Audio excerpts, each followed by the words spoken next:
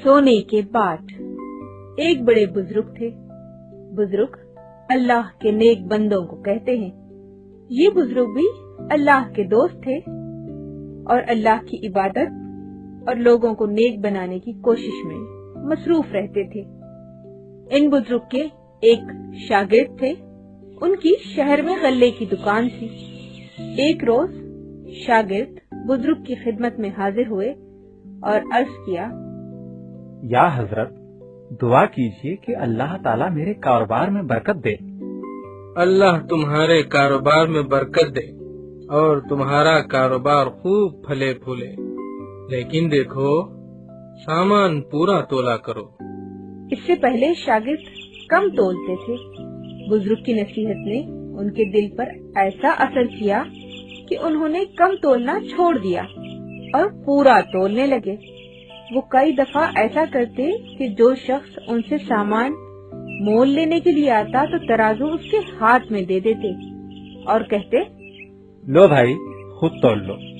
गाहक चाहे कितना ही झुकता तोलता, वो कभी उस पर एतराज न करते और न उसका हाथ रोकते। खुदा ने उनके कारोबार में इतनी बरकत दी कि उन्होंने अपने तराजू के बाद सोने के बनवा लिए। होते होते ये बात सारे शहर में मशहूर हो गई कि फलां दुकानदार के पास सोने के बाट हैं।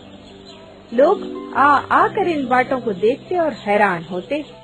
वो एक रोज अपने सोने के बाट लेकर अपने उस्ताद बुजुर्ग की खिदमत में हाजिर हुए और कहने लगे, या हजरत, आपकी दुआ और नसीहत की बदौलत मेरे कारोबार में इस कदर तरक्की हुई है कि अब मैंने गल्ला तोलने के लिए बाट सोने के बनवा लिए हैं। इन बाटों को ले जाकर दरिया में फेंक दो। फरमाबरदार शागिर्द के दिल में ये ख्याल बिल्कुल नहीं आया कि ये सोने के बाट हैं और सोना बड़ी कीमती चीज है, उसे जाया नहीं करना चाहिए। वो हजरत का हुक्म सुनते ही सीधे दरिया पर पहुँचे और तमाम बाट दरिया में डालकर घर वापस आ गए। उसके 2-3 रोज बाद की बात है कि कुछ किसान आसपास के देहात से अपना गल्ला फरोख्त करने के लिए शहर ला रहे थे।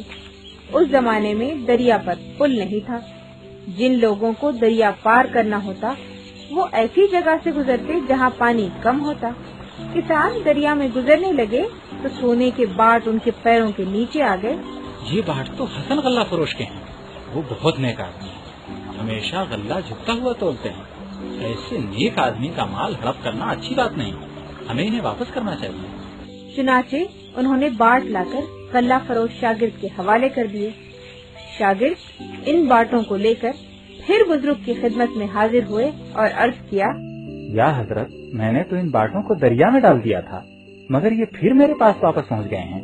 ये सिर्फ तुम्हारा इम्तिहान था।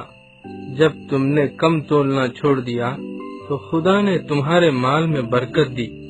जो माल तुमने अपनी हलाल कमाई से कमाया था वो दरिया में डालने पर भी ज़ाय नहीं हुआ और तुम्हारे पास वापस आ गया। हलाल कमाई में ऐसी ही बरकत होती है। बच्चों, इस कहानी से ये सबक मिलता है कि जो माल सच्चाई और ईमानदारी से कमाया जाता है, अल्लाह ताला उस माल की हिफाजत फरमाता है, जबकि बेईमानी से कमाया हुआ माल जैसे आता है वैसे ज़ाय भी हो जाता है।